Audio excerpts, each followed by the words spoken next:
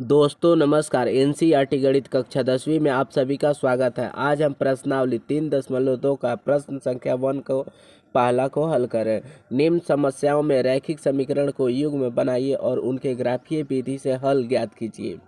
कक्षा 10 के 10 विद्यार्थी ने एक गणित की पहली प्रतियोगिता में भाग लिया। यदि लड़कियों की संख्या लड़कों की संख्या से 4 अधिक हो तो प्रतियोगिता में भाग लिए लड़कों और लड़कियों की संख्या ज्ञात कीजिए। तो देखिए इसको कैसे हल करें। इसमें दो गो कंडीशन दे दिया, मतलब दो गो भाग दे दिया। पहला में कर रहा है कक्षा 10 के 10 विद्यार्थी हैं, ठीक है, लड़का और लड़कियां, कुल संख्या 10 गो है। दूसरा में कह रहा है क्या, लड़कियों की संख्या लड़कों की संख्या से 4 अधिक है तो प्रतियोगिता में भाग लिए लड़कों और लड़कियों की संख्या ज्ञात कीजिए। मतलब कि ग्राफ के द्वारा बनाना है। इसमें हल ये नहीं करना है, विलोपन से नहीं, ग्राफ से बना देना है। तो देखिए कैसे बनाएंगे। तो सबसे पहले यहाँ मानेंगे ये, यहाँ पर ये देखिए, यहाँ माना, ठीक है, माना कि लड़कियों की संख्या बराबर x है, ठीक है, लड़कों की संख्या बराबर y होगा। कभी भी किसी क्वेश्चन में जो पूछता है उसी को माना जाता है, ठीक है। किसी भी क्लास में ये नियम होता है, जो पूछ रहा है उसी को मानिए। तो लड़का और लड़कियों की संख्या पूछ रहा है तो लड़का लड़कियों की संख्या मान लिए। अब यहाँ पर रटना नहीं है कि लड़की की संख्या सर x लिए तो हम भी x लिए। आप y भी ले सकते हैं, कुछ भी ले सकते हैं, z भी ले सकते हैं। अगर लड़कियों की संख्या y लिए है तो इसको x लेना पड़ेगा लड़कों की संख्या को, ठीक है। ये हो। अब देखिए प्रश्नानुसार, तब लिखेंगे, तब प्रश्नानुसार क्या कर रहा है कि कक्षा 10 के 10 विद्यार्थी हैं, ठीक है ना। तो लड़का और लड़कियों की संख्या, कुल संख्या कितना है, 10 है। तो लड़कियों की संख्या x, तो यहाँ लिखेंगे लड़कियों की संख्या x और प्लस लड़का की संख्या y, और दोनों को मिला दे रहे हैं तो कुल संख्या कितना हो जा रहा है, 10। देखिए ये एक समीकरण हमारा बन गया, ठीक है। ये अब दूसरा क्या कर रहा है, इसी में लड़कियों की संख्या लड़कों की संख्या से 4 अधिक है, ठीक है। तो ध्यान से क्वेश्चन देखिए पढ़ा जाता है। यदि यहाँ पर कर रहा है, यदि लड़कियों की संख्या लड़कों की संख्या से 4 अधिक है तो देखिए लड़की की संख्या यहाँ लिख लेंगे, फिर लड़की की संख्या जो है, ठीक है ना, लड़कों की संख्या से कितनी अधिक है, तो 4 अधिक है।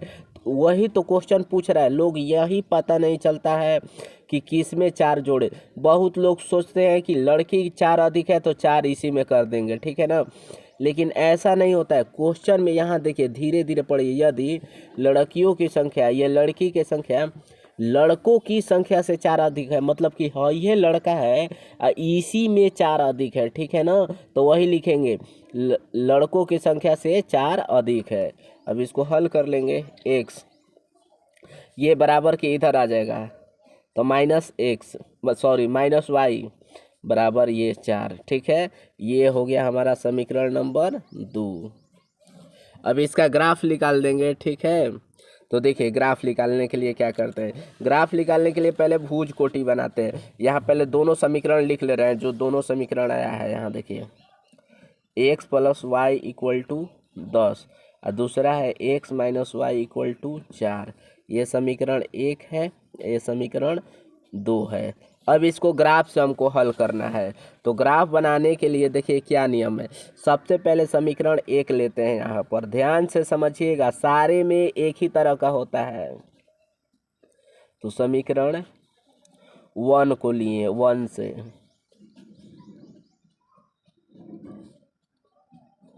ये हो गया x plus y equal to 10, ठीक है। अब इसके लिए हमको एक भुज कोटि बनाना पड़ता है, मतलब एक बॉक्स बनाना पड़ता है। 2 गो डब्बा के बनाइए या 3 डब्बा के बनाइए, कुछ भी बनाइए, 4 से भी बनाइएगा तो आंसर सेम दे देगा। तो एक में x मानते हैं, एक में y। अब यहाँ पर x का वैल्यू भी 2 आना चाहिए और y का वैल्यू भी 2 बार आना चाहिए, ठीक है, यही नियम है। अब कुछ भी ले सकते हैं, x का मान कुछ भी, ये नहीं कि हम 0 लिए, 5 लिए, 2 लिए तो आप ही लिए, ग्राफ एकदम सेम पर कटेगा, आप कर देख लीजिएगा। तो यहाँ पर जो आसान होता है उसको सबसे पहले लेते हैं। तो x बराबर हम 0 ले लिए, x का मान एक बार 0 ले लिए, तो इसी x का मान इस समीकरण में रख देंगे तो y का मान क्या आ जाएगा यहाँ से। तो देखिए x का मान यहाँ 0 रख देंगे तो खाली y बराबर 10 बच जाएगा, तो y इक्वल टू 10 हो जाएगा, y इक्वल टू 10, ठीक है। फिर यहाँ से x का एक और मान चाहिए, तो x का मान आप कुछ भी ले सकते हैं, जो भी 5, 10, 20 कुछ भी लेकर यहाँ लिख सकते हैं, y का मान आ जाएगा। चाहे इससे एक आसान होता है कि जब x का मान एक बार 0 लिए या y दे दिया तो दूसरा बार में y का मान 0 ले लेते हैं, y का मान यहाँ 0 ले लेंगे तो x का मान आसान फट से दे देता है।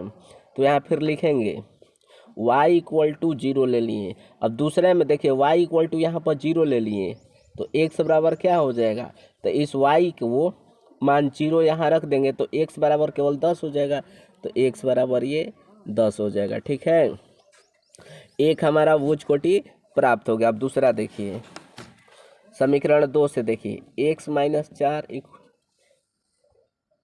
x minus y equal to 4 है, ठीक है। अब इसमें भी x का मान 2 लेंगे और y का मान भी 2 ले लिया जाता है, x और y। x का मान देखिए फिर से 0 ले लिए, x का मान 0 ले लिए, हाँ 0, तो y बराबर कितना आ जाएगा, तो इस x का मान यहाँ रखेंगे, देखिए हल कर दे रहे हैं एक बार, तो ये 0 minus 4 minus y equal to 4। अब 0 का मतलब कुछ ना, y बराबर -4, तो y बराबर कितना आ गया -4, ठीक है। एक बार अगर x का मान 1 0 ले लिए तो दोबारा हम 0 नहीं ले सकते हैं, यहाँ तो अलग कुछ भी ले सकते हैं, 2, 5, 20, 50 कुछ भी, आंसर सही देगा, ठीक है। तो देखिए क्या नियम होता है, एक बार x का मान 0 लेके y निकाल देता है, दूसरा बार y का मान 0 लेके x निकाल देते हैं, थोड़ा आसान होता है। तो फिर दूसरा बार y का मान अगर 0 ले लेते हैं, y इक्वल टू 0, ठीक है, y इक्वल टू देखिए 0, तो इस y को यहाँ रख देंगे 0, तो खाली x का मान कितना आ जाएगा, तो x का मान 4 आ जाएगा, तो ये हो जाएगा 4। ये हमारा भुज कोटि तैयार हो गया। अब ये निर्देशांक हो गया। अब इस निर्देशांक से ग्राफ हम खींच देते हैं। तो देखिए ग्राफ बनाते हैं यहाँ पर, ये निर्देशांक हुआ है, देखिए सेम निर्देशांक ये वाला। तो देखिए ये निर्देशांक था, ये निर्देशांक था, ठीक है। इसको एक्स अक्ष कहते हैं, ये वाला एक्स अक्ष, ठीक है। और इधर को कहते हैं एक्स डैश अक्ष, इधर सारा प्लस में होता है, ठीक है। ऊपर को वाई अक्ष, ऊपर में सारा प्लस में कहते हैं, ठीक है, और नीचे में वाई डैश माइनस में होते हैं। अब थोड़ा यहाँ समझना है, एक्स का मान सबसे बड़ा क्या है, तो x का मान सबसे बड़ा 10 है, तो हम x का मान प्लस में सबसे ज़्यादा 10 लेंगे, ये 10 तक ले लिए, ठीक है। y का मान माइनस है, तो देखिए y का मान -4 है, तो y का मान ये ज़रूरी नहीं है कि इधर हम 10 तक ले सकते हैं, यहाँ y का मान ये ज़रूरी नहीं है 10 तक, बस y का मान सबसे बड़ा -4 आ रहा है, मतलब -4 तक ले सकते हैं, ठीक है। ये तो ये ग्राफ का नियम है। आप यहाँ इसको 10 तक भी लेंगे तो कोई दिक्कत नहीं होगा, ठीक है, लेकिन जितना दिया है हम उतना ही से बना रहे हैं। तो इसको x अक्ष कहते हैं, इसको y, इसको x अक्ष, इसको x डैश, ये सारा प्लस में होता है, ये माइनस में, इसको y अक्ष कहते हैं, प्लस में होता है, नीचे वाला y डैश माइनस में होता है। ये हम x का मान सबसे बड़ा कितना आया है, देखिए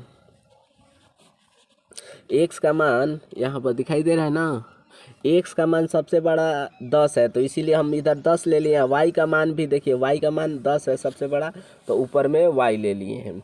अब इसको हम ग्राफ खींच रहे हैं, तो देखिए क्या कर रहे हैं यहाँ से, ये तो x बराबर 0, तो देखिए इस x पर हमारा ये x बराबर यहाँ आ जाएगा 0, यहाँ कुछ नहीं है तो 0, x बराबर 0, तो y बराबर कितना है, y बराबर 10, तो ऊपर 10 है, तो ये देखिए y बराबर यहाँ 10 कर दिए।